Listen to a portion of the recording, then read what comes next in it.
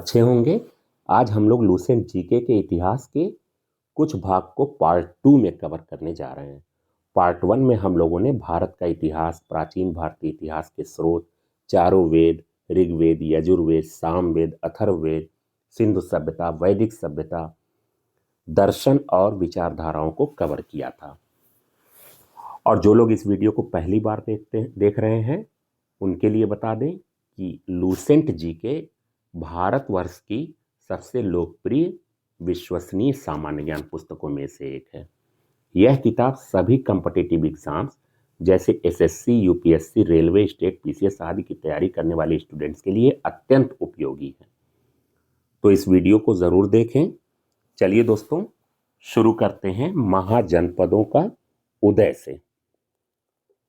तो बुद्ध के जन्म के पूर्व 6ठी शताब्दी ईसा पूर्व में भारतवर्ष 16 जनपदों में बटा हुआ था और इसकी जानकारी हमें अंगुत्तर निकाय से मिलती है। अब अंगुत्तर निकाय क्या है? अंगुत्तर निकाय वह बौद्ध ग्रंथ है जिसमें बुद्ध के उपदेशों को 1 से 11 तक की संख्या समूहों के अनुसार वर्गीकृत करके संकलित किया गया है। इसीलिए इसे संख्यात्मक निकाय भी कहते हैं। तो ये सवाल आपसे एग्जाम में पूछा जा सकता है। तो आइए दोस्तों, जो महाजनपद हैं 16 और उनकी क्या राजधानियां हैं उसे गौर से देखते हैं, क्योंकि ये बहुत इंपॉर्टेंट है। इससे एग्जाम में क्वेश्चन पूछा जाता है। क्रमवार दिया हुआ है सारणी के रूप में। पहला है अंग। अंग की राजधानी है चंपा और क्षेत्र कौन सा है? भागलपुर, मुंगेर, बिहार। दूसरे नंबर पे है मगध। अब मगध की देखिए 2 राजधानियां दिया हुआ है। एक है गिरिब्रज, एक आपका गिरिब्रज है और दूसरा राजगृह है। और आज का जो आधुनिक क्षेत्र है वो है पटना, गया, बिहार। तीसरे नंबर पे है काशी। काशी की राजधानी है वाराणसी, वाराणसी के आसपास का क्षेत्र जो कि उत्तर प्रदेश में आता है। चौथे नंबर पे है वत्स। वत्स की राजधानी है कौशाम्बी, इलाहाबाद के आसपास का क्षेत्र है, उत्तर प्रदेश में आता है। 5वें नंबर पे है वज्जी। अब वज्जी की देखिए 3 राजधानियां दिया हुआ है। तो एग्जाम में आप इसे देख करके घबराएं नहीं, तीनों याद कर ले, कोई भी ऑप्शन में पूछा जा सकता है। देखिए वैशाली है, विदेह है और आपका मिथिला है। क्षेत्र कौन सा है? वैशाली, मुजफ्फरपुर एवं दरभंगा के आसपास का क्षेत्र। और 6ठे नंबर पे है कौशल। कौशल की राजधानी है श्रावस्ती, क्षेत्र है फैजाबाद, गोंडा, बहराइच, उत्तर प्रदेश में आता है। 7वें नंबर पे है अवंती। अवंती की राजधानी है उज्जैन और दूसरा दिया हुआ है माहिष्मती, क्षेत्र है मालवा, मध्य प्रदेश में आता है। 8वें नंबर पे है कुशावती और मल्ल की राजधानी है कुशावती, क्षेत्र है देवरिया, बस्ती, गोरखपुर, उत्तर प्रदेश में आता है। अब देखिए 9वें नंबर पे है पंचाल। पंचाल की राजधानी देखिए दिया हुआ है अहिच्छत्र और दूसरा है कामपिल्य, क्षेत्र है बरेली, बदायूं, फर्रुखाबाद, उत्तर प्रदेश में आता है। और 10वें नंबर पे है चेदी। चेदी की राजधानी दिया हुआ है शक्तिमती, क्षेत्र कौन सा है? बुंदेलखंड, उत्तर प्रदेश। 11वें नंबर पे है कुरु। कुरु की राजधानी है इंद्रप्रस्थ, क्षेत्र है दिल्ली, मेरठ एवं हरियाणा के कुछ क्षेत्र। 12वें नंबर पे है मत्स्य, क्षेत्र है विराटनगर, जयपुर, अलवर, भरतपुर, राजस्थान के आसपास का क्षेत्र। 13वें नंबर पे है कंबोज, राजधानी है हाटक, क्षेत्र है आपका राजौरी एवं हजारा क्षेत्र। 14वें नंबर पे है शूरसेन, राजधानी है मथुरा, मथुरा उत्तर प्रदेश में आता है। अब 15वें नंबर पे है अश्मक, राजधानी है पोटली या पोतन, दोनों में से कोई भी दिया जा सकता है ऑप्शन में। क्षेत्र है गोदावरी नदी के क्षेत्र, दक्षिण भारत का ये एकमात्र जनपद है। और 16वें नंबर पे है गांधार, राजधानी दिया हुआ है तक्षशिला, क्षेत्र है रावलपिंडी एवं पेशावर, जो आज का पाकिस्तान है। अब आगे देखते हैं दोस्तों, जैन धर्म। जैन धर्म बहुत ही इंपॉर्टेंट है, इसे आप गौर से सुने। जैन धर्म के संस्थापक एवं प्रथम तीर्थंकर ऋषभदेव थे। जैन धर्म के प्रथम संस्थापक या संस्थापक एवं प्रथम तीर्थंकर ऋषभदेव थे। अब ऋषभदेव यहाँ पे दिया हुआ है, लेकिन कहीं कहीं और पे ऋषभदेव को आदिनाथ, आदि पुरुष, नाभिपुत्र या वृषभदेव भी कहते हैं। तो ऑप्शन में आपसे कोई भी पूछा जा सकता है, तो आप घबराएं नहीं। ये नाम आप अपने पेन से कॉपी में नोट कर लें कि ऋषभदेव को आदिनाथ, आदि पुरुष, नाभिपुत्र, वृषभदेव कहते हैं। और इनका जन्म अयोध्या में हुआ था, ऋषभदेव जी का। ऋषभदेव जी के पिता का नाम राजा नाभिराजा था। ठीक है दोस्तों, अब आगे देखते हैं कल्पसूत्र।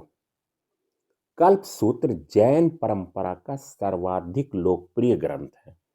इसके एक भाग में जैन धर्म के 24 तीर्थंकरों के जन्म से लेकर निर्वाण तक की विविध घटनाओं का वर्णन किया गया है।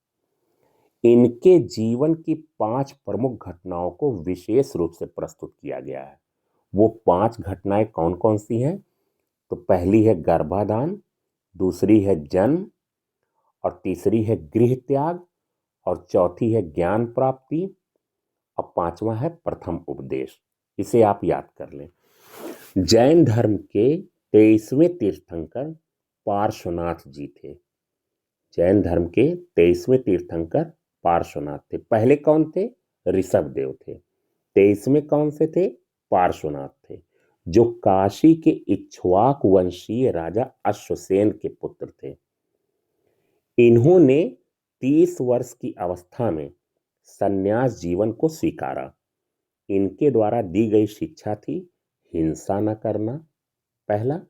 दूसरा सदा सत्य बोलना, तीसरा है चोरी न करना, और चौथा है संपत्ति न रखना।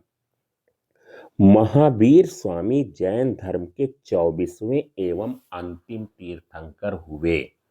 महावीर स्वामी सबसे अंतिम तीर्थंकर चौथे नंबर के, 24वें नंबर के हुए।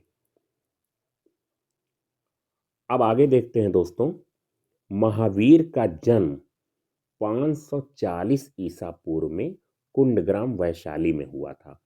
इनके पिता सिद्धार्थ ज्ञातक कुल के सरदार थे और माता त्रिशला लिच्छवी राजा चेतक की बहन थी। इनके पिता कौन थे? इनके पिता कुंडग्राम सिद्धार्थ ज्ञातक कुल के सरदार थे और माता त्रिशला लिच्छवी राजा चेतक की बहन थी। महावीर की पत्नी का नाम यशोदा था एवं पुत्री का नाम अनुज्जा प्रियदर्शनी था। ये आप याद कर लें। महावीर के बचपन का नाम वर्धमान था। इन्होंने 30 वर्ष की उम्र में माता पिता की मृत्यु के पश्चात अपने बड़े भाई नंदिवर्धन से अनुमति लेकर संन्यास जीवन को स्वीकारा था। 12 वर्षों की कठिन तपस्या के बाद महावीर को जृंभिक के समीप ऋजुपालिका नदी के तट पर साल वृक्ष के नीचे तपस्या करते हुए संपूर्ण ज्ञान का बोध हुआ। 12 वर्षों की कठिन तपस्या के बाद महावीर को जृंभिक के समीप ऋजुपालिका नदी, इसे आप ध्यान दें, ऋजुपालिका नदी के तट पर कौन सा वृक्ष? साल वृक्ष। उसके नीचे तपस्या करते हुए संपूर्ण ज्ञान का बोध हुआ। इसी समय से महावीर जिन, अरहत और निग्रंथ कहलाए। जिन का अर्थ है विजेता, अरहत का अर्थ है पूज्य एवं निग्रंथ का अर्थ है बंधनहीन। अब एक दाहिने साइड में छोटा सा जो है रिमार्क दिया हुआ है कि महावीर के गर्भधान के समय उनकी माता त्रिशला ने 14 वस्तुओं का स्वप्न देखा। कब देखा? जब वो पैदा होने वाले थे। वो 14 वस्तुएं क्या थी? हाथी, बैल, शेर, देवी लक्ष्मी, कलश, पालकी, सरोवर, छोटी नदी, अग्नि, ध्वज, माला, रत्नों का ढेर, सूर्य एवं चंद्रमा। उन्होंने अपने इस सपने के बारे में एक ज्योतिषी से बात की। ज्योतिषी ने उन्हें बताया कि वे एक ऐसे पुत्र को जन्म देंगी जो या तो राजाध्यक्ष होगा अथवा एक महान संत। उत्तरायण सूत्र में महावीर की शिक्षाओं का वर्णन है, जहां भिक्षुओं के आचार संहिता का पालन करने का वर्णन मिलता है। यानी उत्तरायण सूत्र में क्या है? महावीर स्वामी जी की शिक्षाओं का वर्णन है, जहां भिक्षुओं के आचार संहिता का पालन करने का वर्णन किया गया है। महावीर ने अपना उपदेश प्राकृत भाषा में दिया। प्राकृत का अर्थ अर्धमगधी, ये आप याद कर लें। महावीर के अनुयायियों को मूलतः निग्रंथ कहा जाता था। क्या कहा जाता था? महावीर के अनुयायियों को निग्रंथ कहा जाता था। महावीर के प्रथम अनुयायी उनके दामाद जामिल बने। महावीर के जो सबसे पहले अनुयायी बने वो उनके दामाद थे जामिल। प्रथम जैन भिक्षुणी नरेश दधिवाहन की पुत्री चंपा थी। प्रथम जैन भिक्षुणी नरेश दधिवाहन की पुत्री चंपा थी। अब आगे देखते हैं, सारणी में दिया हुआ है, उसे देख लेते हैं। प्रमुख जैन तीर्थंकर और उनके प्रतीक चिन्ह। जैन तीर्थंकरों के नाम एवं क्रम दिया हुआ है और इधर प्रतीक चिन्ह दिया हुआ है, तो इसे देख लेते हैं दोस्तों। एग्जाम में इससे पूछा जाता है। ऋषभदेव, ऋषभदेव क्या थे? पहले तीर्थंकर, उनका प्रतीक चिन्ह क्या था? सांड था। फिर है दूसरे तीर्थंकर अजीतनाथ थे, उनका प्रतीक चिन्ह हाथी था। तीसरे तीर्थंकर कौन थे? संभव, और उनका प्रतीक चिन्ह क्या था? घोड़ा था। सातवें जो तीर्थंकर थे संपार्श्व थे, उनका प्रतीक चिन्ह स्वास्तिक था। स्वास्तिक आप जानते होंगे। 16वें जो तीर्थंकर थे उनका नाम था शांति और उनका प्रतीक चिन्ह हिरण था। 18वें तीर्थंकर अरनाथ थे, उनका प्रतीक चिन्ह मीन था, मीन। 21वें तीर्थंकर नामी थे, उनका प्रतीक चिन्ह नीलकमल। 22वें तीर्थंकर अरिष्ट नेमी थे, अरिष्ट नेमी, उनका प्रतीक चिन्ह था शंख। और 23वें पार्श्वनाथ थे, उनका प्रतीक चिन्ह सर्प था। और 24वें व आखिरी तीर्थंकर थे महावीर स्वामी, उनका प्रतीक चिन्ह सिंह था। ठीक है दोस्तों, आगे बढ़ते हैं, नोट देख लेते हैं। दो जैन तीर्थंकरों ऋषभदेव एवं अरिष्ट नेमी के नामों का उल्लेख ऋग्वेद में भी मिलता है। कौन कौन से तीर्थंकर? जो पहले तीर्थंकर थे ऋषभदेव और अरिष्ट नेमी। अरिष्ट नेमी को भगवान श्री कृष्ण जी का निकट संबंधी माना जाता है। महावीर ने अपने शिष्यों को 11 गणधरों में विभाजित किया था। आर्य सुधर्मा अकेला ऐसा गंधर्व था जो महावीर जी की मृत्यु के बाद भी जीवित रहा और जो जैन धर्म का प्रथम थेरा या मुख्य उपदेशक हुआ। स्वामी महावीर की भिक्षुणी संघ की प्रधान चंदना थी। स्वामी महावीर के भिक्षुणी संघ की प्रधान कौन थी? चंदना थी। लगभग 300 ईसा पूर्व में मगध में 12 वर्षों का भीषण अकाल पड़ गया, जिसका कारण भद्रबाहु अपने शिष्यों सहित कर्नाटक चले गए। यानी 300 ईसा पूर्व में मगध में 12 साल का भीषण अकाल पड़ गया, जिसके कारण भद्रबाहु अपने सभी शिष्यों को लेकर के कर्नाटक चले गए। किंतु कुछ अनुयायी स्थूल भद्र के साथ मगध में ही रुक गए। भद्रबाहु के वापस लौटने पर मगध के साधुओं से उनका गहरा मतभेद हो गया, जिसके परिणाम स्वरूप जैन मत श्वेतांबर एवं दिगंबर दो संप्रदायों में बंट गया। स्थूल भद्र के शिष्य श्वेतांबर यानी श्वेत वस्त्र धारण करने वाले एवं भद्रबाहु के शिष्य दिगंबर यानी नग्न रहने वाले कहलाए। ठीक है, अब दोनों में फर्क दिया हुआ है सारणी के रूप में। दिगंबर संप्रदाय के मानने वाले और श्वेतांबर संप्रदाय के मानने वाले, इनको देख लेते हैं दोस्तों। देखिए, दिगंबर संप्रदाय में पहला दिया हुआ है, ये पांचों निग्रहों का पालन करते हैं। वो 5 निग्रह कौन कौन से हैं? पांचों निग्रह हैं यथासत्य, अहिंसा, अस्तेय, अपरिग्रह एवं ब्रह्मचर्य। और श्वेतांबर संप्रदाय में केवल 4 निग्रह का पालन करते हैं। कौन कौन से? यथासत्य, अहिंसा, अस्तेय, अपरिग्रह। अब कौन सा नहीं पालन करते हैं? ब्रह्मचर्य का पालन ये नहीं करते हैं। तो एग्जाम में ये पूछा जा सकता है कि श्वेतांबर संप्रदाय के लोग कौन से निग्रह का पालन नहीं करते हैं।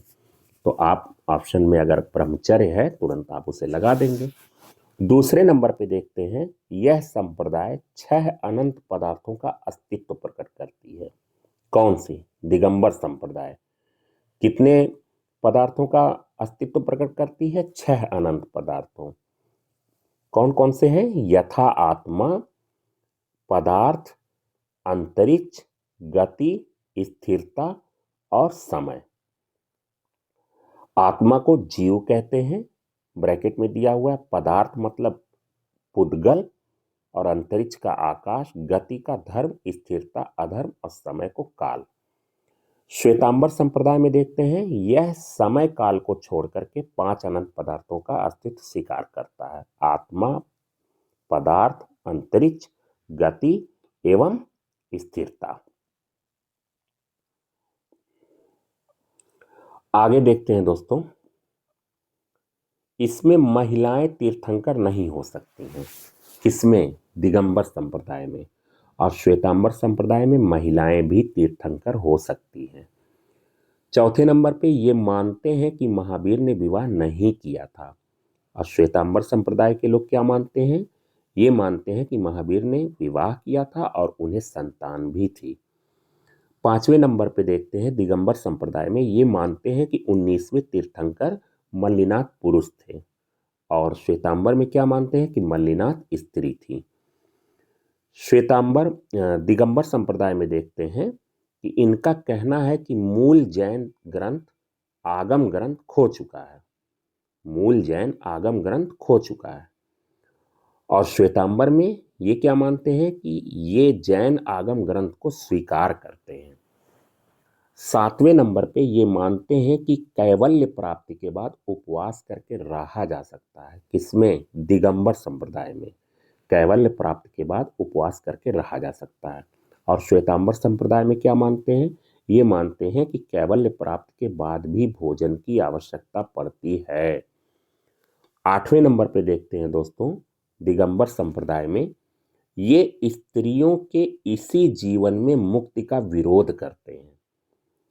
और श्वेतांबर संप्रदाय में ये इसी जीवन में स्त्रियों की मुक्ति की अधिकारी मानते हैं। 9वां और आखिरी अंतर देखते हैं, दिगंबर संप्रदाय के लोग क्या मानते हैं? ये सफेद वस्त्र नहीं पहनते हैं क्योंकि इसे निर्वाण यानी मोक्ष में ये बाधक मानते हैं। और श्वेतांबर संप्रदाय ये सफेद वस्त्र पहनते हैं तथा इसे निर्वाण में बाधक नहीं मानते हैं। अब देखते हैं दोस्तों, जैन संगीतियां।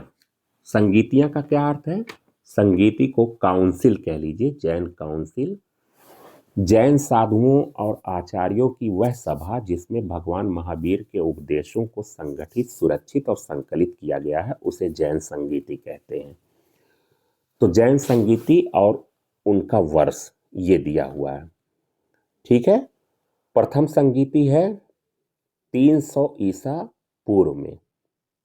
स्थल कौन सा था? पाटलिपुत्र। और अध्यक्ष कौन से थे? स्थूलभद्र। द्वितीय जैन संगीति कौन सी है? 1200 ईस्वी, ये वर्ष दिया हुआ है। स्थल वल्लभी, जो आज का गुजरात है। अध्यक्ष कौन से थे? क्षमा श्रवण।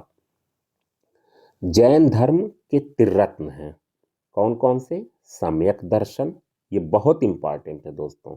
सम्यक दर्शन सही विश्वास, सम्यक ज्ञान सही ज्ञान, और सम्यक आचरण सही आचरण। सम्यक दर्शन, सम्यक ज्ञान, सम्यक आचरण, इसे आप याद कर लें। त्रिरत्न के अनुशीलन में निम्न 5 महाव्रतों का पालन अनिवार्य है। कौन कौन सा महाव्रत है? अहिंसा, सत्य वचन, अस्तेय, अपरिग्रह और ब्रह्मचर्य। जैन धर्म को के चारों वरों कौन कौन से हैं? अन्न, शिक्षा, अन्न, चिकित्सा और आवास के सिद्धांत ने इसे लोकप्रिय बनाने में मदद की। यानी 4 वर थे: शिक्षा, अन्न, चिकित्सा और आवास, जिसकी वजह से जैन धर्म बहुत लोकप्रिय हुआ। जैन धर्म में ईश्वर की मान्यता नहीं है। जैन धर्म में आत्मा की मान्यता है।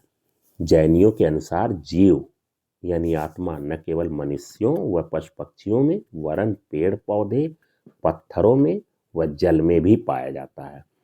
जैन धर्म के अनुसार सृष्टि का निर्माण जीव तथा अजीव नामक 2 मूल तत्वों से हुआ है। जीव चेतन तत्व है और अजीव अचेतन जड़ तत्व, पुद्गल, काल, आकाश, धर्म व अधर्म। महावीर पुनर्जन्म एवं कर्मवाद में विश्वास करते थे। यहां से भी क्वेश्चन पूछा गया है दोस्तों कि महावीर जो है पुनर्जन्म में एवं कर्मवाद में विश्वास करते थे। जैन धर्म के सप्तभंगी ज्ञान के अन्य नाम स्यादवाद व अनेकांतवाद हैं, जो जैन धर्म के मौलिक सिद्धांत हैं। तो जैन धर्म के मौलिक सिद्धांत के बारे में आपसे पूछा जा सकता है, तो आप बताएंगे कि इनके अन्य नाम कौन कौन से हैं? स्यादवाद व अनेकांतवाद हैं, और ये जैन धर्म के मौलिक सिद्धांत हैं। अब आगे देखते हैं दोस्तों। जैन धर्म ने अपने आध्यात्मिक विचारों को सांख्य दर्शन से ग्रहण किया है। जैन धर्म के प्रमुख त्योहार हैं महावीर जयंती, पर्युषण पर्व, अष्टानिका एवं दीपावली। सांख्य दर्शन क्या होता है? सांख्य दर्शन को जानने से पहले भारतीय दर्शन के बारे में जान लीजिए। 2 भागों में बटा हुआ है, एक आस्तिक दर्शन, एक नास्तिक दर्शन। आस्तिक दर्शन वो है जो वेदों को मानते हैं, और नास्तिक जो वेदों को नहीं मानते हैं। तो आस्तिक दर्शन में ही पहला नंबर जो आता है वो सांख्य दर्शन का आता है, और इसके प्रवर्तक है कपिल मुनि या संस्थापक। तो फिर देखते हैं जैन धर्म ने अपने आध्यात्मिक विचारों को कहाँ से ग्रहण किया? सांख्य दर्शन से ग्रहण किया।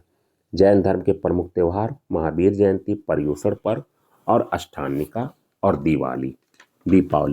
दीपावली आप जानते हैं, महावीर जयंती भी जानते हैं। एक पर्युषण पर्व होता है जो आत्मशुद्धि के लिए किया जाता है, और अष्टानिका 8 दिनों तक वर्ष में 3 बार मनाया जाता है।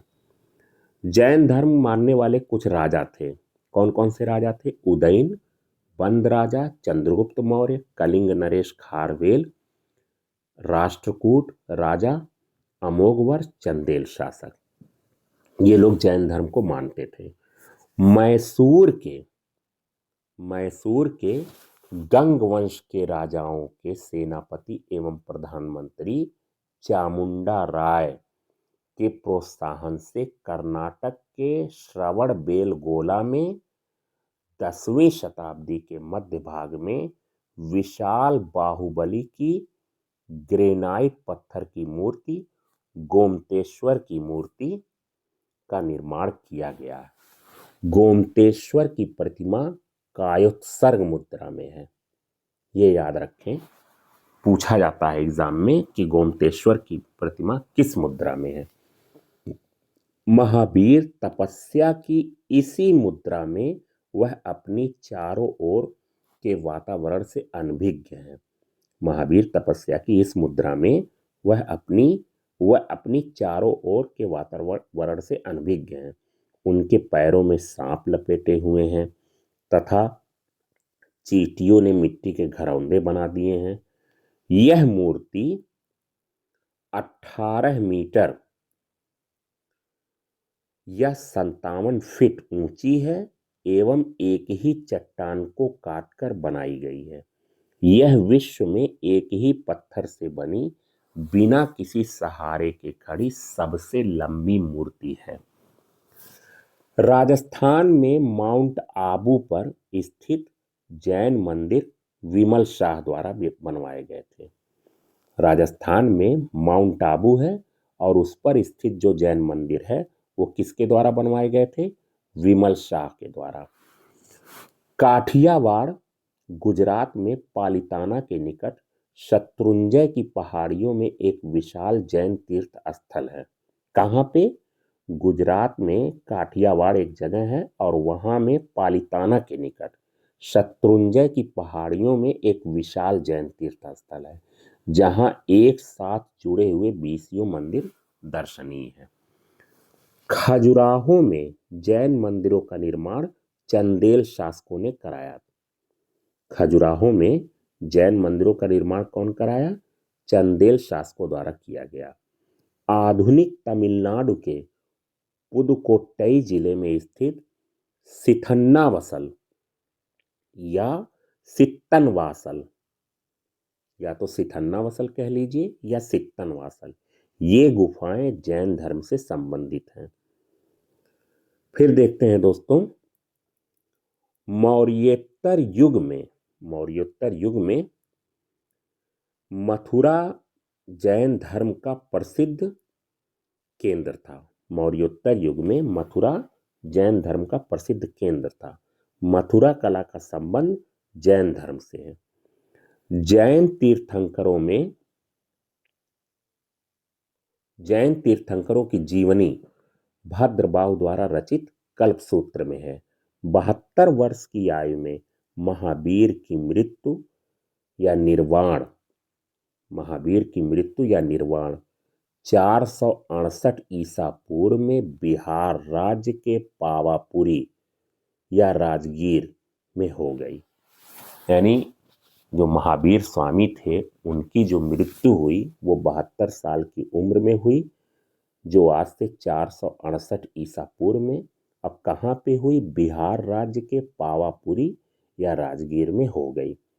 मल्ल राजा सृष्टिपाल के राज प्रसाद में महावीर स्वामी को निर्वाण प्राप्त हुआ। जीवक चिंतामणि ये एक पुस्तक का नाम है।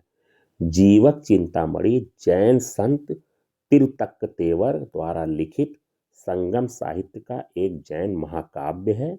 यह राजकुमार जीवक के बारे में है और इसे मन्नूल या विवाह की पुस्तक के रूप में जाना जाता है। तो जीवक चिंतामणि ये एक महाकाव्य है, राजकुमार जीवक के बारे में है। इसे मन्नूल या विवाह की पुस्तक के रूप में जाना जाता है।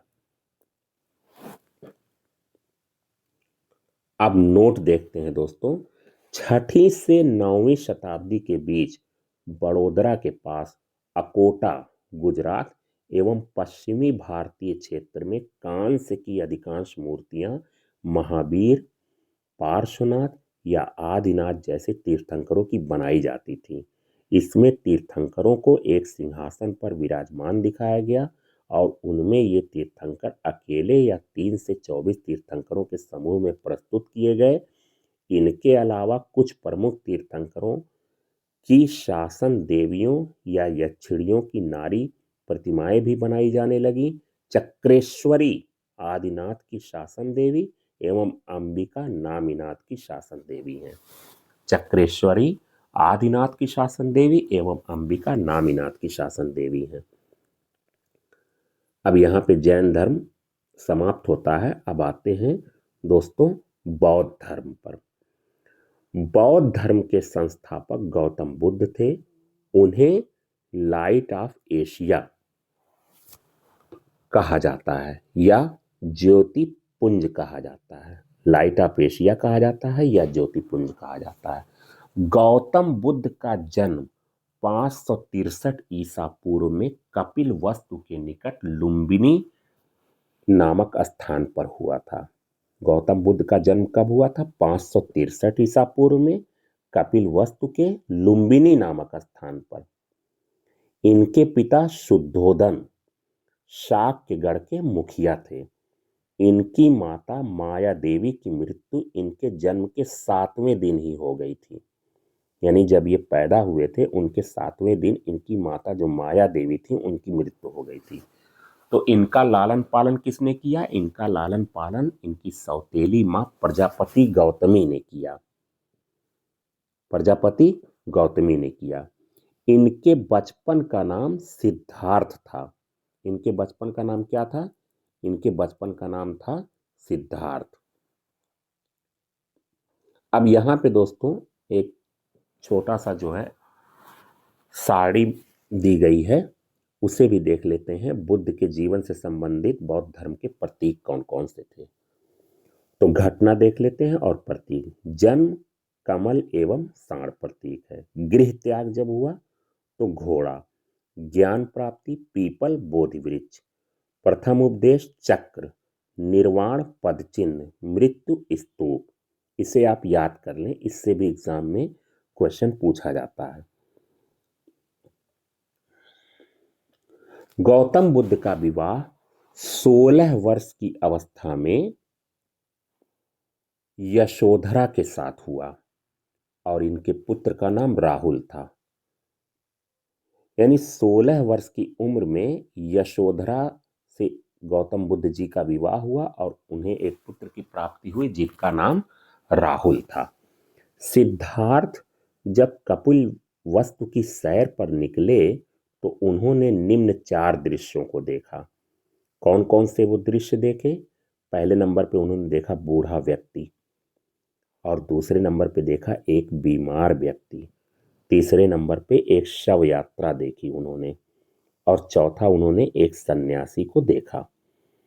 सांसारिक समस्याओं से वो व्यथित हो गए और सांसारिक समस्याओं से व्यथित होकर सिद्धार्थ ने 29 वर्ष की अवस्था में गृह को त्याग दिया, अपने घर बार को छोड़ दिया, जिसे बौद्ध धर्म में महाभिनिष्क्रमण कहा जाता है। यानी अगर अब आपसे एग्जाम में पूछा जाए कि महाभिनिष्क्रमण क्या कहा जाता है, तो आप बताएंगे कि जो सांसारिक समस्याओं को छोड़ करके अपने घर को त्याग देते हैं, तो उसे बौद्ध धर्म में महाभिनिष्क्रमण कहा जाता है।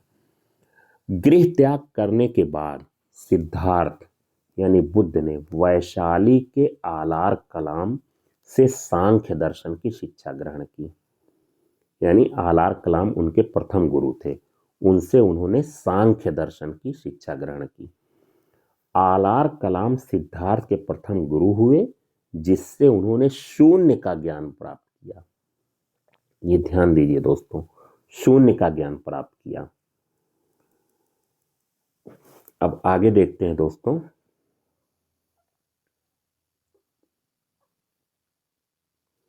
आलार कलाम के बाद सिद्धार्थ ने राजगीर के रुद्र कराम पुत्र से शिक्षा प्राप्त की, जिससे उन्होंने योग का ज्ञान प्राप्त किया। यानी सबसे प्रथम गुरु उनके कौन हुए? आलार कलाम। और उसके बाद सिद्धार्थ ने किससे शिक्षा प्राप्त की?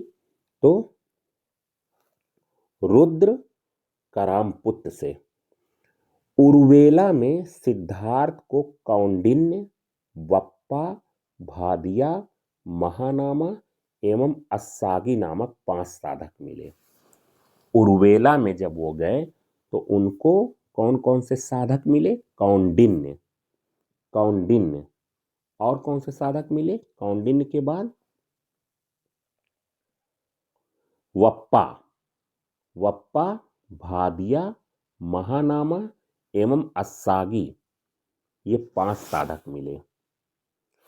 बिना अन्न जल ग्रहण किए 6 वर्ष की कठिन तपस्या के बाद 35 वर्ष की आयु में वैशाख की पूर्णिमा की रात निरंजना फाल्गु नदी के किनारे पीपल वृक्ष के नीचे सिद्धार्थ को ज्ञान प्राप्त हुआ। ज्ञान प्राप्त के बाद सिद्धार्थ बुद्ध के नाम से जाने गए। वह स्थान क्या कहलाया? बोध गया कहलाया, जहां पे उनको ज्ञान प्राप्त हुआ।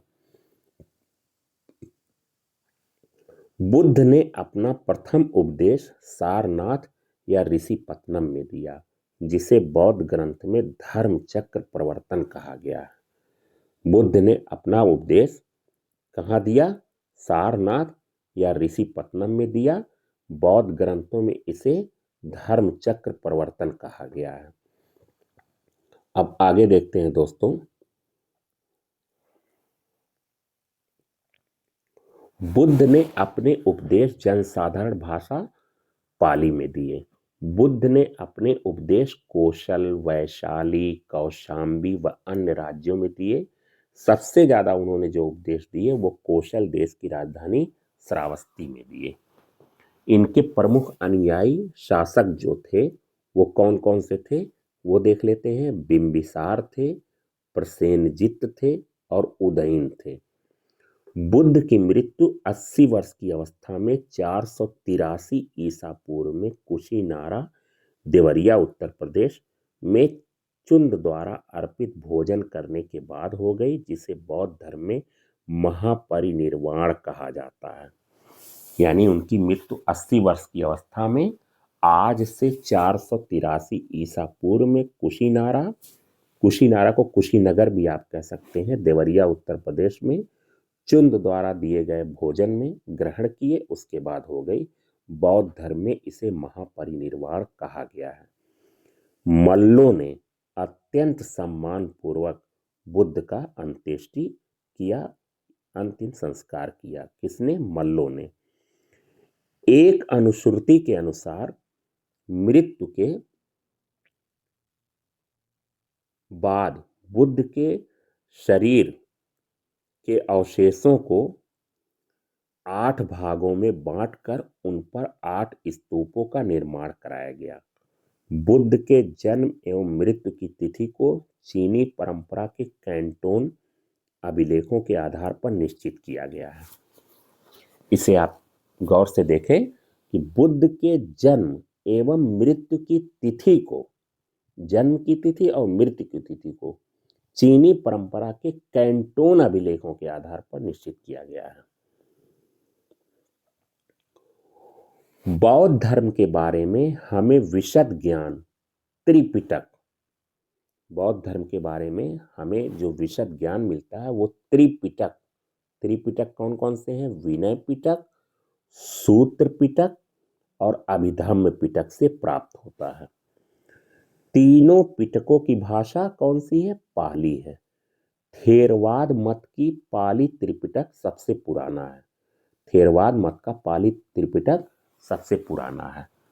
सूत्र पिटक में बुद्ध के धार्मिक सिद्धांतों को संवाद के रूप में संकलित किया गया है। सूत्र पिटक में बुद्ध के जो धार्मिक सिद्धांत है उसको संवाद के रूप में संकलित किया गया है। विनय पिटक में संघ के भिक्षु एवं भिक्षुणी के लिए बनाए गए नियमों का संग्रह किया गया है। यानी जो भिक्षु और भिक्षुणी थे उनके लिए जो नियम संकलित किए गए हैं वो विनय पिटक में किए गए, और इसमें संघ के अनुशासन के तोड़ने पर किए जाने वाले प्रायश्चितों की सूची भी दी गई है। अभिधम्म पिटक में सूत्र पिटक में वर्णित सिद्धांतों को सुव्यवस्थित अनुशीलन के लिए आवश्यक सूचियों के सारांश तथा प्रश्नोत्तरी को समावेश किया गया है। यानी जो अभिधम्म पिटक है तीसरा वाला, उसमें सूत्र पिटक में जो वर्णित सिद्धांत हैं उसको सुव्यवस्थित अनुशीलन के लिए जो आवश्यक सूचियां हैं उनका सारांश और प्रश्नोत्तरी का समावेश किया गया है। नोट देख लेते हैं दोस्तों। पाली त्रिपिटकों की पहली शताब्दी ईसा पूर्व में श्रीलंका के शासक वत्तगामिनी की देख रेख में पहली बार लिपिबद्ध किया गया। यानी पाली त्रिपिटकों की पहली शताब्दी ईसा पूर्व में श्रीलंका के शासक वत्तगामिनी की देखरेख में पहली बार लिपिबद्ध किया गया। सूत्र पिटक के 5 निकाय हैं। सूत्र पिटक के 5 निकाय हैं। कौन कौन से हैं ये याद कर लीजिए आप। दीघ है, मध्यम है, संयुक्त है, अंगुत्तर है और खुद्दक। ऐसे भी दिया जा सकता है दीघ निकाय, मध्यम निकाय, संयुक्त निकाय, अंगुत्तर निकाय और खुद्दक निकाय। ये 5 निकाय हैं। बुद्ध के पूर्व जन्मों से जुड़ी जातक कथाएं हमें खुद्दक निकाय की 15 पुस्तकों में से एक है। बुद्ध के पूर्व जन्मों से जुड़ी जातक कथाएं खुद्दक निकाय के 15 पुस्तकों में से एक है। खुद्दक निकाय में धम्मपद नैतिक उपदेशों का पदात्मक संकलन, थेर गाथा बौद्ध भिक्षुओं के गीत और थेरी गाथा बौद्ध भिक्षुणियों के गीत हैं। ठीक है। बौद्ध धर्म मूलतः अनीश्वरवादी है। अनीश्वरवादी का अर्थ क्या होता है? जो ईश्वर में विश्वास न करते हैं, ईश्वर के अस्तित्व को न मानने वाला सिद्धांत या दर्शन, ऐसे आप समझें। इसमें आत्मा की परिकल्पना भी नहीं है। बौद्ध धर्म में पुनर्जन्म की मान्यता है। यानी बौद्ध धर्म में क्या करते थे? पुनर्जन्म की मान्यता को मानते थे। त्रिसड़ा को छीड़ हो जाने की अवस्था को ही बुद्ध ने निर्वाण कहा है। त्रिसड़ा को छीड़ हो जाना यानी कमजोर हो जाने की अवस्था को ही बुद्ध ने निर्वाण कहा है। विश्व दुखों से भरा है, विश्व दुखों से भरा है, इसका सिद्धांत बुद्ध ने उपनिषद से लिया।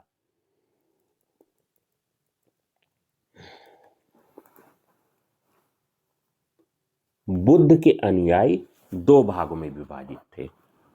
कौन कौन से भाग हैं? पहला है भिक्षुक, बौद्ध धर्म के प्रचार के लिए जिन्होंने संन्यास ग्रहण किया उन्हें भिक्षुक कहा गया। और दूसरा है, पहला तो भिक्षुक हो गया, और दूसरा है उपासक, गृहस्थ जीवन व्यतीत करते हुए बौद्ध धर्म अपनाने वाले लोगों को उपासक कहा गया। नोट देख लेते हैं।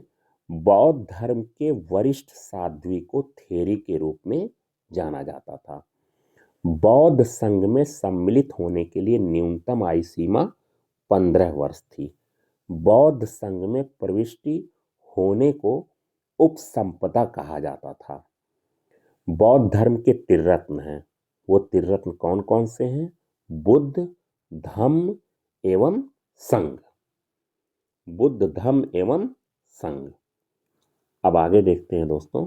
बौद्ध सभाएं, जैसे वहां पे जैन संगीतियां थी, जैन सभाएं थी, उसी तरीके से यहाँ पे बौद्ध सभाएं, उनका समय, उनका स्थान, उनके अध्यक्ष और किस राजा के शासनकाल में थी। तो पहली बौद्ध संगीति देखिए 483 ईसा पूर्व। पहली वाली बौद्ध संगीति 483 ईसा पूर्व। स्थान कौन सा था? राजगृह। अध्यक्ष कौन से थे? महाकश्यप। और शासनकाल किसका था? अजातशत्रु का। द्वितीय बौद्ध संगीति 383 ईसा पूर्व। स्थान वैशाली। अध्यक्ष कौन थे? सबाकामी। और शासनकाल किसका था? कालाशोक का। तृतीय बौद्ध संगीति 250 ईसा पूर्व। स्थान पाटलिपुत्र।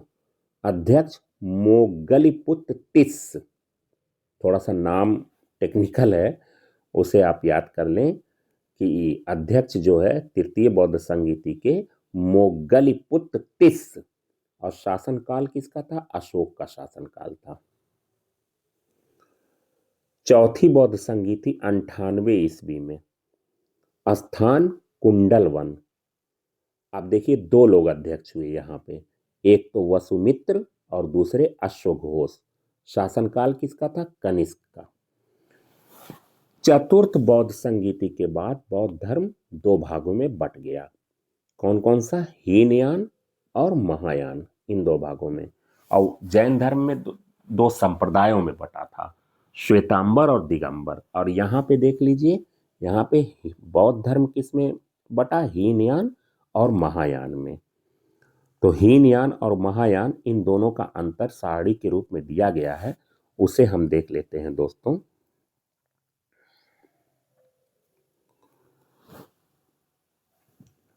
हीनयान महायान।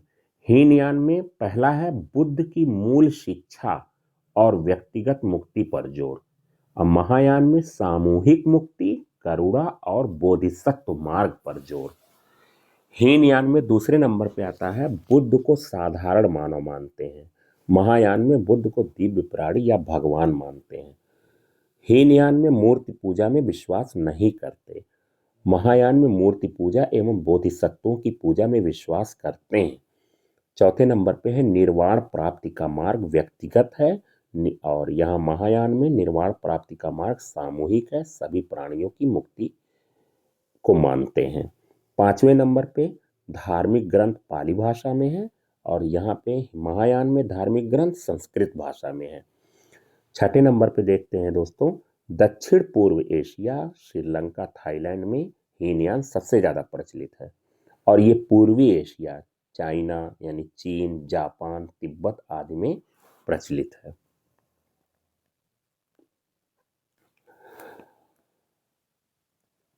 बौद्ध धर्म के महायान संप्रदाय को आदर्श बोधिसत्व है। बौद्ध धर्म के महायान संप्रदाय का आदर्श बोधिसत्व है। बोधिसत्व दूसरे के कल्याण को प्राथमिकता देते हुए अपने निर्वाण में विलंब करते हैं। संघ भूति एक भारतीय बौद्ध भिक्षु, जिन्होंने चौथी शताब्दी ईस्वी के अंत में चीन की यात्रा की, उन्होंने सर्वास्तिवाद विनय पर भाष्य लिखा। किस पे भाष्य लिखा? सर्वास्तिवाद विनय पर। प्रज्ञा पारमिता सूत्र महायान सूत्रों में सबसे पुराने हैं। इससे ये सवाल पूछा गया है कि सबसे पुराने महायान सूत्रों में से कौन है, तो देखिए प्रज्ञा पारमिता सूत्र। और साथ ही महायान बौद्ध दर्शन की नींव भी है। विशुद्धिमग्गों थेरवाद बौद्ध धर्म के महाविहार शाखा की शिक्षा का एक विश्वकोश है, जिसे महान बौद्ध टीकाकार बुद्ध घोष ने 5वीं शताब्दी में श्रीलंका के राजा महानामा के शासनकाल के दौरान लिखा। विशुद्धिमग्गों थेरवाद बौद्ध धर्म के महाविहार शाखा की शिक्षा का एक विश्वकोश है, जिसे महान बौद्ध टीकाकार बुद्धघोष ने 5वीं शताब्दी में श्रीलंका के राजा महानामा के शासनकाल में लिखा। ललित विस्तर एक संस्कृत बौद्ध ग्रंथ है। यह बुद्ध की जीवनी होने के साथ साथ मूल रूप से हीनयान संप्रदाय के सर्वास्तिवाद संप्रदाय का ग्रंथ है। सब एक एक लाइन बहुत इंपॉर्टेंट है, बहुत गौर से आप सुने, और हो सके तो कुछ कॉपी में नोट्स भी बना लें, क्योंकि ये सब जितना भी दिया गया है इससे एग्जाम में क्वेश्चन कहीं से भी पूछा जा सकता है। दोस्तों कंपटीशन बहुत टफ है, इसलिए अच्छे से तैयारी करेंगे तभी आपको सफलता मिलेगी।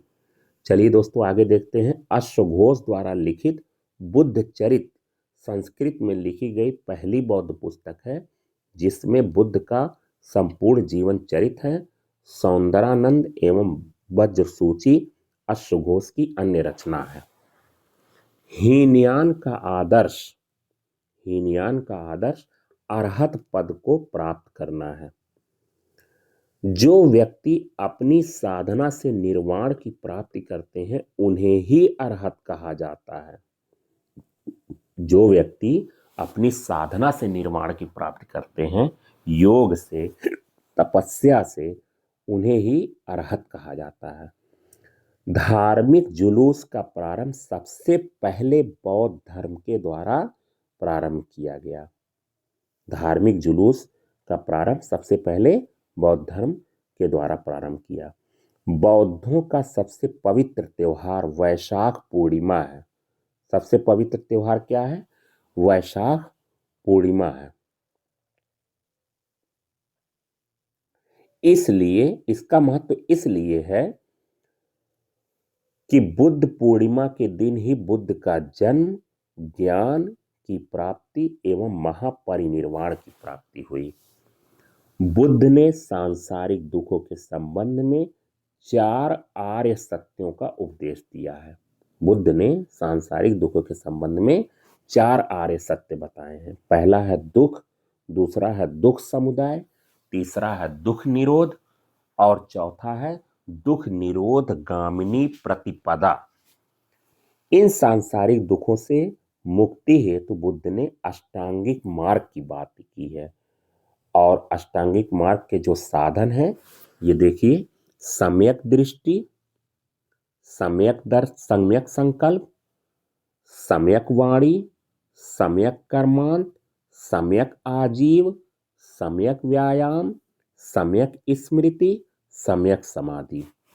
फिर से देख लेते हैं दोस्तों, कौन कौन से साधन है? सम्यक दृष्टि, सम्यक संकल्प, सम्यक वाणी, सम्यक कर्मांत, सम्यक आजीव, सम्यक व्यायाम, सम्यक स्मृति, सम्यक समाधि। बुद्ध के अनुसार अष्टांगिक मार्गों के पालन करने के उपरांत मनुष्य की भव तृष्णा नष्ट हो जाती है और उसे निर्वाण प्राप्त हो जाता है। निर्वाण बौद्ध धर्म का परम लक्ष्य है, जिसका अर्थ है दीपक का बुझ जाना, अर्थात जीवन मरण चक्र से मुक्त हो जाना। बुद्ध ने निर्वाण प्राप्ति को सरल बनाने के लिए निम्न 10 शीलों पर बल दिया। कौन कौन से वो शील हैं? 10 शील देखते हैं। पहला है अहिंसा, दूसरा है सत्य, तीसरा है अस्तेय, अस्तेय का अर्थ होता है चोरी न करना, और चौथा है अपरिग्रह, अपरिग्रह का अर्थ होता है किसी प्रकार की संपत्ति न रखना।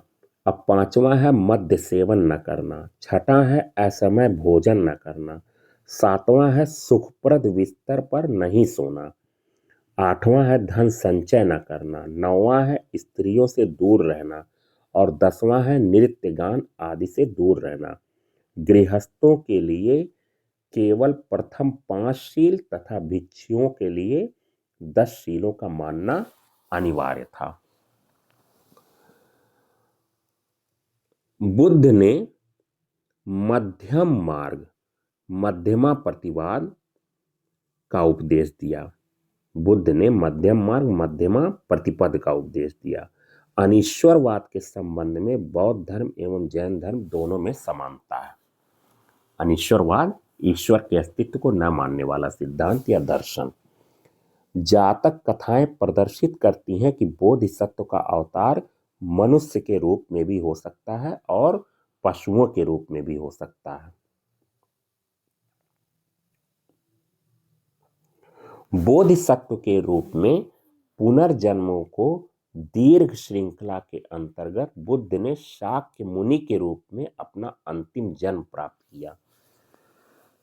फिर से सुनिए, बोधिसत्व के रूप में पुनर्जन्मों की दीर्घ श्रृंखला के अंतर्गत बुद्ध ने शाक्य मुनि के रूप में अपना अंतिम जन्म प्राप्त किया, किंतु इसके उपरांत मैत्रेय तथा अन्य अनाम बुद्ध भी अवतरित होने शेष हैं। सर्वाधिक बुद्ध मूर्तियों का निर्माण गांधार शैली में किया गया, लेकिन बुद्ध की प्रथम मूर्ति संभवतः मथुरा कला में बनी थी। गांधार शैली का अर्थ होता है ग्रीक प्लस भारतीय कला का मिश्रण।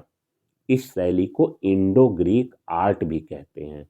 बुद्ध और बौद्ध कथाओं की मूर्तियां यूनानी और भारतीय कला के मेल से बनाई जाती थी। तो गांधार शैली आपको समझ में आ गया होगा। बोधि वृक्ष के नीचे सर्वप्रथम जो देवालय बना था, बोधि वृक्ष के नीचे सर्वप्रथम जो देवालय बना था, उसका निर्माता सम्राट अशोक था। ठीक है। उस देवालय के चारों ओर जो वेदिका बनी हुई है, उस देवालय के चारों ओर जो वेदिका बनी हुई है वह मौर्य काल के बाद लगभग 100 ईसा पूर्व में बनाई गई थी। मंदिर के भीतर बहुत से आलो दीवालों में जो प्रतिमाएं स्थापित हैं वे पाल राजाओं के शासनकाल में 8वीं शताब्दी में बनाई गई थी, लेकिन वास्तविक महाबोधि मंदिर जिस अवस्था में आज खड़ा है वह अधिकतर औपनिवेशिक काल में अपने 7वीं शताब्दी के पुराने रूप में बनाया गया था। मंदिर का रूपांकन असामान्य किस्म का है, न तो इसे पूरी तरह द्रविड़ और न ही नागर शैली का मंदिर कहा जा सकता है। यह नागर मंदिर की तरह संकरा है, लेकिन द्रविड़ मंदिर की तरह बिना मोड़ सीधे ऊपर की ओर उठा हुआ है। तिब्बत, भूटान एवं पड़ोसी देशों में बौद्ध धर्म का प्रचार पद्म संभव गुरु रिनपाच ने किया। तिब्बत, भूटान, पड़ोसी देशों में बौद्ध धर्म का प्रचार किसने किया? पद्म संभव। ये एग्जाम में पूछा जाता है, पद्म संभव। और उनका नाम गुरु रिनपाच था, जिसे गुरु रिनपोछे भी कहा जाता है, उन्होंने किया। इनका संबंध बौद्ध धर्म के वज्रयान शाखा से था। इनकी 123 फीट ऊंची मूर्ति हिमाचल प्रदेश रेवालसर झील में है। नोट देखते हैं दोस्तों, भारत में उपासना की जाने वाली प्रथम मूर्ति संभवतः बुद्ध की थी। स्तूप वैदिक काल से भारत में प्रचलित शवाधान टीले थे, जिसमें मृतकों के अवशेष और राख को रखा जाता था। अशोक के शासनकाल में स्तूप कला अपने चरमोत्कर्ष पे पहुंच गई। उसने अपने राज्यकाल के दौरान लगभग 84,000 स्तूप बनवाए।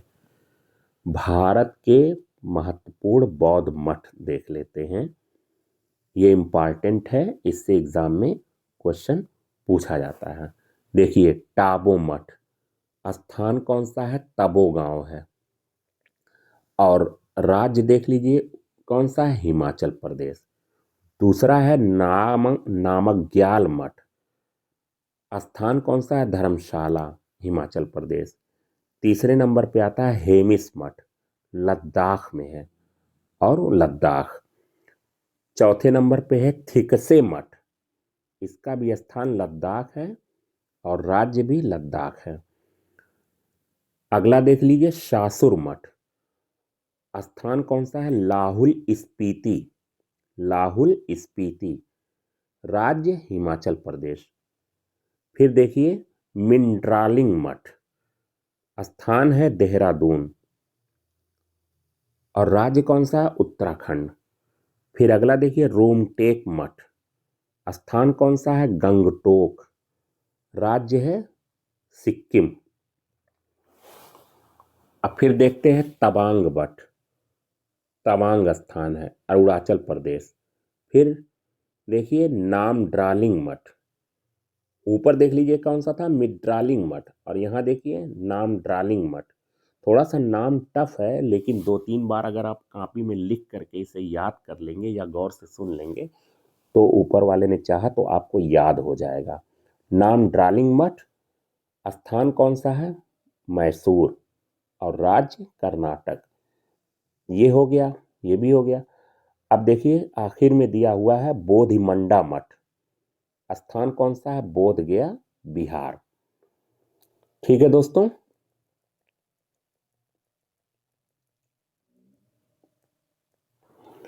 अब आगे देखते हैं। बौद्ध परंपरा से प्रेरित स्तूपों को बौद्धों द्वारा लोकप्रिय बनाया गया। बुद्ध की मृत्यु के बाद बुद्ध के शरीर के अवशेष 8 भागों में विभाजित करके स्तूपों के नीचे रखे गए थे। स्तूपों को 5 श्रेणियों में वर्गीकृत किया जा सकता है।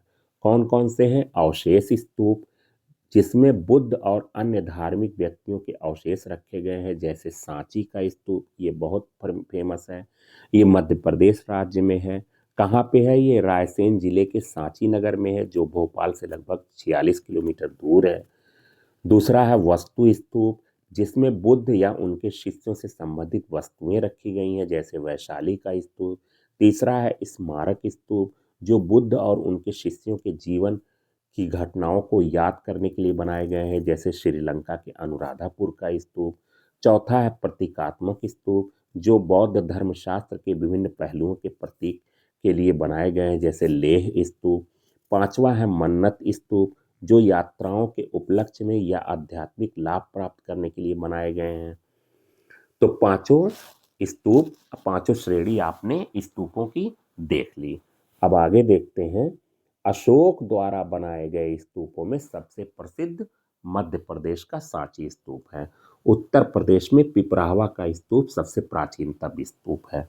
ये भी पूछा जाता है एग्जाम में कि सबसे प्राचीनतम स्तूप कौन सा है, तो आप बताएंगे कि उत्तर प्रदेश में पिपरावा का स्तूप।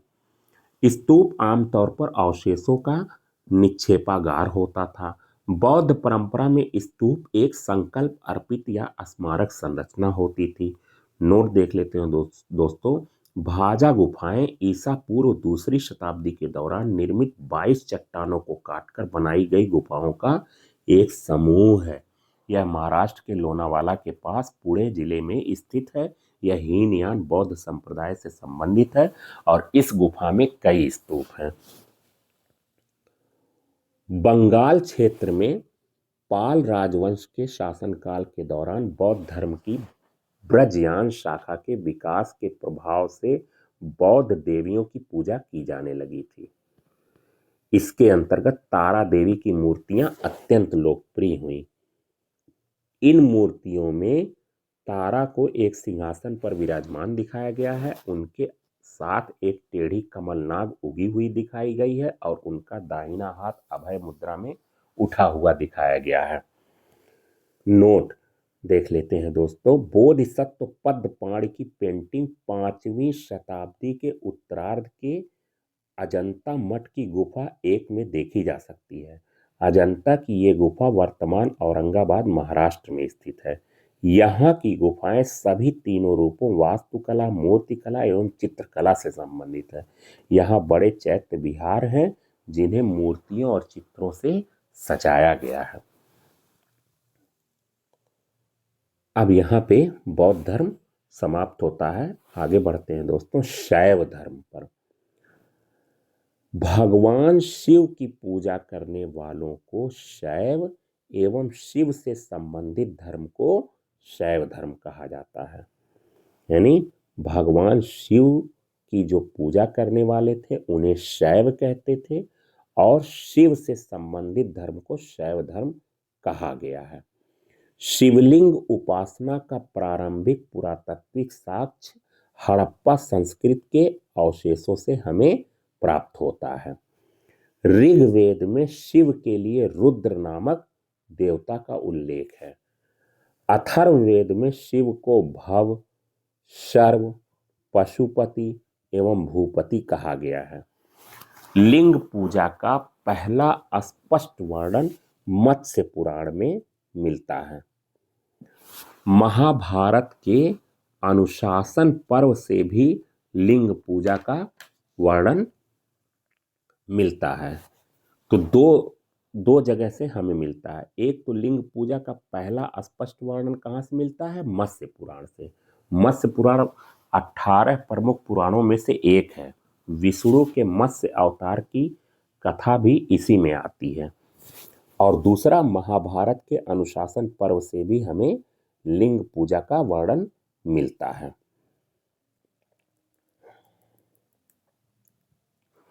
अब आगे देखते हैं दोस्तों, रुद्र के पत्नी के रूप में पार्वती का नाम तैत्तिरीय आरण्यक में मिलता है। शिव की पत्नी की सौम्य रूप है पद्मा, पार्वती, उमा, गौरी एवं भैरवी। अब यहाँ एक छोटी सी साड़ी दी गई है, वो देख लेते हैं दोस्तों। संप्रदाय और संस्थापक। संप्रदाय में आजीवक संस्थापक है मक्खलीपुत्र गोशाल। घोर अक्रियावादी संस्थापक है पूरण कश्यप। यदृच्छावाद आचार्य अजित संस्थापक हैं। भौतिकवादी संस्थापक हैं पकुत कच्चायन भौतिक दर्शन। अनिश्चयवादी संजय बेट्ठलीपुत्र। ठीक है दोस्तों। अब आगे देखते हैं, वामन पुराण में शैव संप्रदाय की संख्या 4 बताई गई है। यानी वामन पुराण में शैव संप्रदाय की कितनी संख्या है? 4 है। वो चारों कौन कौन सी है ये देख लेते हैं।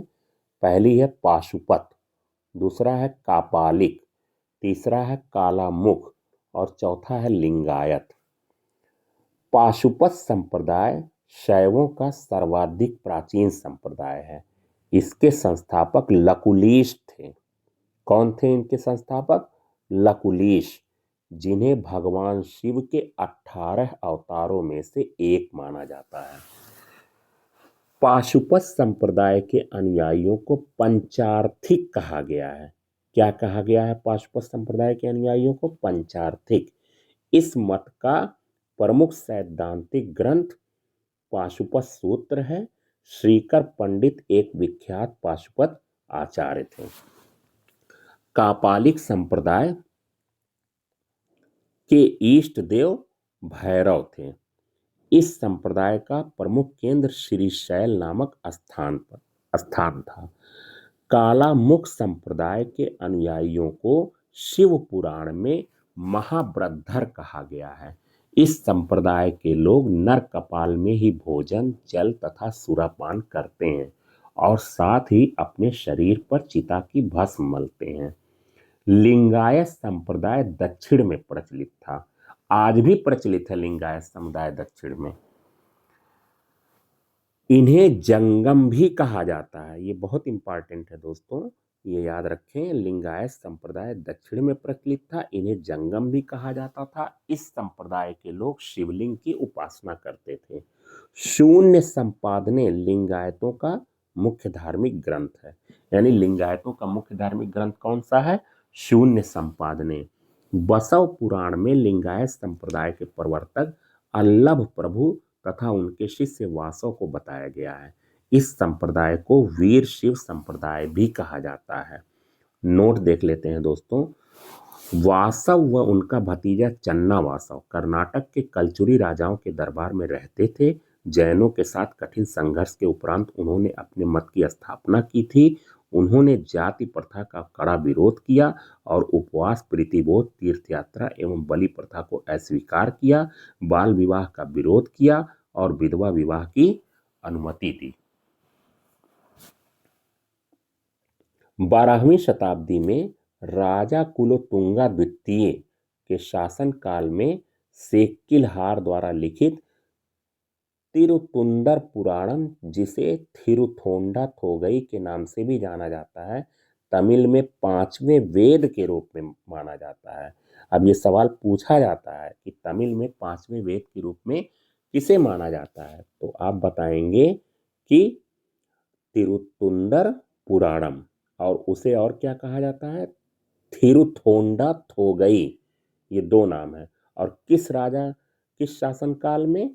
तो राजा कुलोतुंगा द्वितीय के शासनकाल में। किसने लिखा? सेक्किलहार ने लिखा। ठीक है दोस्तों। और यह शैव परंपरा में 12वीं पुस्तक भी है। शैव परंपरा में कौन सी पुस्तक है? तो 12वीं पुस्तक है। यह भगवान शिव की पूजा के लिए समर्पित एक भक्ति पाठ है और इसे तमिल शैववाद में एक महत्वपूर्ण कार्य माना जाता है। यह पाठ तमिलनाडु में भगवान शिव के भक्तों द्वारा व्यापक रूप से पढ़ा और सुनाया जाता है। इसे तमिलनाडु में शैव परंपरा के अनुयायियों के लिए आध्यात्मिक ज्ञान का एक महत्वपूर्ण स्रोत माना जाता है। यह तमिल शैववाद के विहित कवियों 63 नयनारों की कहानियां बताता है। 10वीं शताब्दी में मत्स्येंद्र नाथ ने नाथ संप्रदाय की स्थापना की। 10वीं शताब्दी में मत्स्येंद्र नाथ ने किसकी स्थापना की? नाथ संप्रदाय की। इस संप्रदाय का व्यापक प्रचार प्रसार बाबा गोरखनाथ के समय में हुआ। गोरखनाथ ने वर्ण व्यवस्था तथा ब्राह्मणों के विशेषाधिकारों की आलोचना की। उनके द्वारा प्रतिपादित सिद्धांत को तंत्र कहा जाता है। इसकी सदस्यता बिना जाति भेद सबके लिए खुली थी। दक्षिण भारत में शैव धर्म चालुक्य दक्षिण भारत में शैव धर्म चालुक्य वंश, राष्ट्रकूट वंश, पल्लव एवं चोलों के समय बहुत लोकप्रिय रहा। पल्लव काल में शैव धर्म का प्रचार प्रसार नयनारों द्वारा किया गया। नयनार संतों की संख्या कितनी बताई गई है? 63, जिसमें अप्पार, तिरुज्ञान, संबंदर एवं सुंदर मूर्ति आदि के नाम उल्लेखनीय हैं। नोट देखते हैं दोस्तों। पशुपतिनाथ मंदिर नेपाल की राजधानी काठमांडू से 3 किलोमीटर उत्तर पश्चिम में बागमती नदी के किनारे देवपाटन गांव में स्थित एक शिव मंदिर है। नेपाल के धर्मनिरपेक्ष राष्ट्र बनने से पहले यह मंदिर राष्ट्रीय देवता भगवान पशुपतिनाथ का मुख्य निवास माना जाता था। इस मंदिर परिसर को सन 1979 ईस्वी में यूनेस्को विश्व सांस्कृतिक विरासत स्थल के रूप में सूचीबद्ध किया गया। मुख्य मंदिर का निर्माण वास्तुकला की नेपाली पैगोडा शैली में हुआ है। मुंबई के पास स्थित एलिफेंटा की गुफाएं शैव धर्म से संबंधित हैं। एलोरा के प्रसिद्ध कैलाश मंदिर का निर्माण राष्ट्रकूटों ने करवाया। चोल शासक राजराज प्रथम ने तंजीर में प्रसिद्ध राजराजेश्वर शैव मंदिर का निर्माण करवाया, जिसे बृहदीश्वर मंदिर के नाम से भी जाना जाता है। कुषाण शासकों की मुद्राओं पर शिव एवं नंदी का एक साथ अंकन प्राप्त होता है। नोट देख लेते हैं। शिव अद्वैत विचारधारा के मुख्य प्रवर्तक श्रीकांत शिवाचार्य हैं। इनके अनुसार शिव और ब्रह्मा एक समान है। वैष्णव धर्म देखते हैं दोस्तों। वैष्णव धर्म के विषय में प्रारंभिक जानकारी हमें उपनिषदों से मिलती है। इसका विकास भागवत धर्म से हुआ। नारायण के पूजक मूलतः पंचरात्र कहे जाते थे। वैष्णव धर्म के प्रवर्तक कौन थे? वैष्णव धर्म के प्रवर्तक श्री कृष्ण थे, जो विरसड़ कबीले के थे और जिनका निवास स्थान कहाँ था? मथुरा था। कृष्ण का उल्लेख सर्वप्रथम छांदोग्य उपनिषद में देवकी पुत्र और आंगिरस के शिष्य के रूप में हुआ है। वासुदेव कृष्ण का सबसे प्रारंभिक अभिलेखीय उल्लेख बेसनगर स्तंभ अभिलेख में पाया गया है। विष्णु के 10 अवतारों का उल्लेख मत्स्य पुराण में मिलता है। 10 अवतार इस प्रकार हैं। कौन कौन से हैं? मत्स्य, कूर्म, वराह, नृसिंह, वामन, परशुराम, राम, बलराम, बुद्ध एवं कल्कि। गुप्त काल में विष्णु का वराह अवतार सर्वाधिक प्रसिद्ध था। वैष्णव धर्म में ईश्वर को प्राप्त करने के लिए सर्वाधिक महत्व भक्ति को दिया गया है। नोट, भगवान विष्णु के सुदर्शन चक्र में 6 तीलियां हैं। ये भी पूछा जाता है कि भगवान विष्णु के सुदर्शन चक्र में कितनी तीलियां हैं, तो आप बताएंगे कि भगवान विष्णु के सुदर्शन चक्र में 6 तीलियां हैं। अब एक सारणी देखते हैं दोस्तों। प्रमुख संप्रदाय, मत एवं आचार्य। वैष्णव संप्रदाय इनमें विशिष्टाद्वैत मत, ठीक है। आचार्य हैं रामानुज। ब्रह्म संप्रदाय द्वैत मत, आचार्य हैं आनंद तीर्थ। रुद्र संप्रदाय शुद्धाद्वैत, आचार्य हैं वल्लभाचार्य। सनक संप्रदाय मत है द्वैताद्वैत, आचार्य हैं निम्बार्क। यहाँ पे देखिए स्टार लगा हुआ है। इस दर्शन के अनुसार मनुष्य भगवान से भिन्न और अभिन्न दोनों हैं।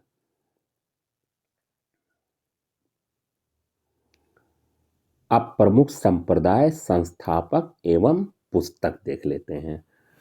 प्रमुख संप्रदाय कौन से हैं? बरकरी। और संस्थापक कौन से हैं? नामदेव। बरकरी प्रमुख संप्रदाय, संस्थापक। यहाँ पे पुस्तक नहीं दी गई है। दूसरे नंबर पे देखते हैं श्री वैष्णव प्रमुख संप्रदाय हैं और संस्थापक हैं रामानुज। पुस्तक का नाम है ब्रह्मसूत्र। फिर अगला प्रमुख संप्रदाय परमार्थ है, संस्थापक है रामदास जी और पुस्तक का नाम है दास बोध। फिर देखिए राम भक्त है, राम भक्त के संस्थापक रामानंद हैं और पुस्तक का नाम है अध्यात्म रामायण। नोट देख लेते हैं, अंकोर वाट का मंदिर कंबोडिया कंबोज के राजा सूर्यवर्मा द्वितीय, सूर्यवर्मा द्वितीय कब 1113 ईस्वी से 1150 ईस्वी में बनवाया था। अंकोर वाट का मंदिर कंबोडिया के राजा सूर्यवर्मा द्वितीय ने बनाया था। कब बनवाया था? 1113 और 1150 ईस्वी के बीच में। इस मंदिर में लगभग 10.5 फीट ऊंची भगवान विष्णु की मूर्ति स्थापित है। ठीक है।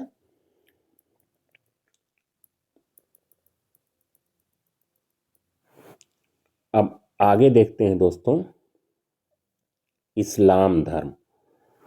इस्लाम धर्म के संस्थापक हजरत मोहम्मद साहब थे। हजरत मोहम्मद साहब का जन्म 570 ईस्वी में मक्का में प्रमुख कुरैश कबीले में हुआ। उनके पिता अब्दुल्ला और माता अमीना थीं। उनका लालन पालन उनके चाचा अबू तालिब ने किया था। हजरत मोहम्मद साहब को 610 ईस्वी में मक्का के पास हीरा नामक गुफा में ज्ञान प्राप्ति हुई। 24 सितंबर 622 ईस्वी को पैगंबर के मक्का से मदीना की यात्रा इस्लाम जगत में मुस्लिम संवत हिजरी संवत के नाम से जाना जाता है। मोहम्मद की शादी 25 वर्ष की अवस्था में खदीजा नामक विधवा से हुई थी। मोहम्मद की पुत्री का नाम फातिमा एवं दामाद का नाम अली है। देवदूत जिब्रियल ने पैगंबर मोहम्मद साहब को कुरान अरबी भाषा में संप्रेषित की थी। कुरान इस्लाम धर्म का पवित्र ग्रंथ है। यह पवित्र ग्रंथ 114 अध्यायों में बटी हुई है। इसमें 6360 पद्य हैं। पैगंबर मोहम्मद साहब ने कुरान की शिक्षाओं का उपदेश दिया। हजरत मोहम्मद साहब की मृत्यु 8 जून 632 ईस्वी को हुई।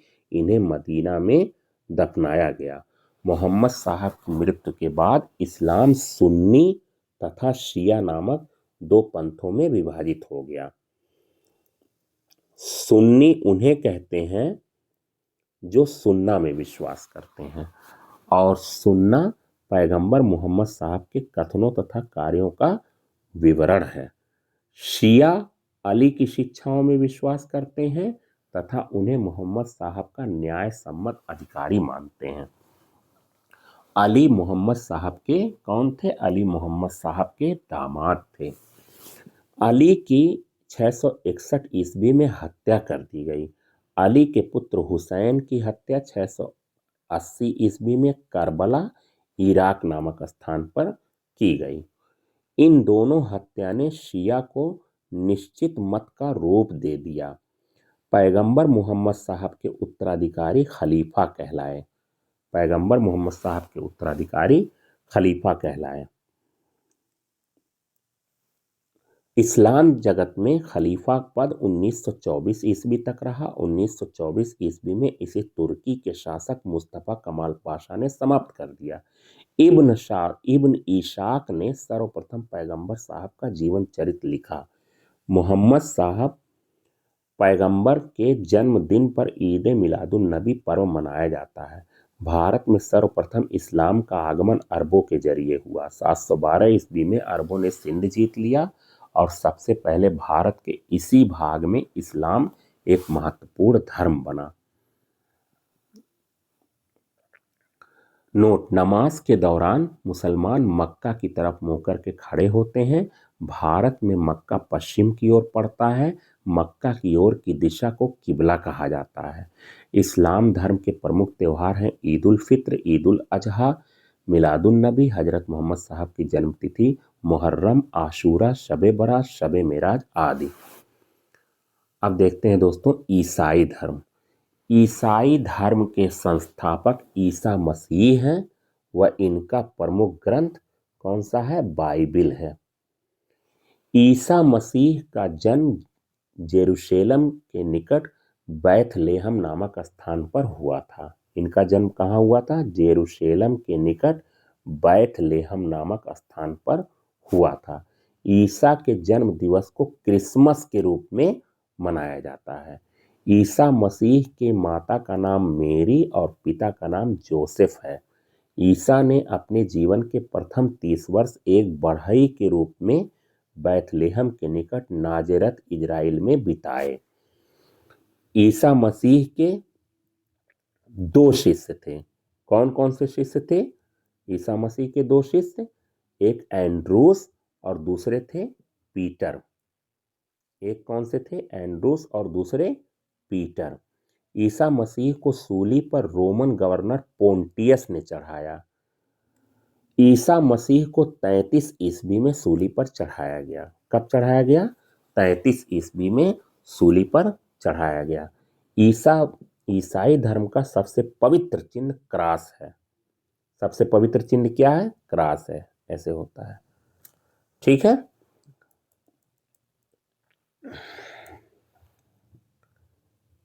ईसाई त्रित्व में विश्वास रखते हैं। वे हैं ईश्वर पिता, ईश्वर पुत्र, ईश्वर पवित्र आत्मा। नोट देख लेते हैं। 12वीं शताब्दी में फ्रांस में आरंभिक भवनों की तुलना में अधिक ऊंचे व हल्के चर्चों का निर्माण प्रारंभ हुए। वास्तुकला की यह शैली गोथिक नाम से जानी जाती है। इस वास्तुकलात्मक शैली के सर्वोत्कृष्ट उदाहरणों में एक पेरिस का नॉट्रेडम चर्च है। ईसाई धर्म के प्रमुख त्योहार हैं क्रिसमस, ईस्टर, गुड फ्राइडे या शोक दिवस। आगे देखते हैं दोस्तों पारसी धर्म। पारसी धर्म के पैगंबर जरथुष्ट्र ईरानी थे। क्या थे वो? जरथुष्ट्र, वो ईरानी थे। इनकी शिक्षाओं का संकलन जेंदा अवेस्ता नामक ग्रंथ में है, जो पारसियों का धार्मिक ग्रंथ है। इनकी मूल शिक्षा का सूत्र है सद्विचार, सद्वचन तथा सद्कार्य। इसके अनुयायी एक ईश्वर अहुर को मानते हैं। इस धर्म के अनुयायियों को अग्नि पूजक भी कहा जाता है। दोस्तों दूसरा पार्ट यहीं तक रखते हैं। उम्मीद है कि ये वीडियो आपको बहुत पसंद आया होगा। अगर पसंद आया हो तो लाइक और सब्सक्राइब जरूर करें। बहुत बहुत धन्यवाद। बहुत बहुत धन्यवाद।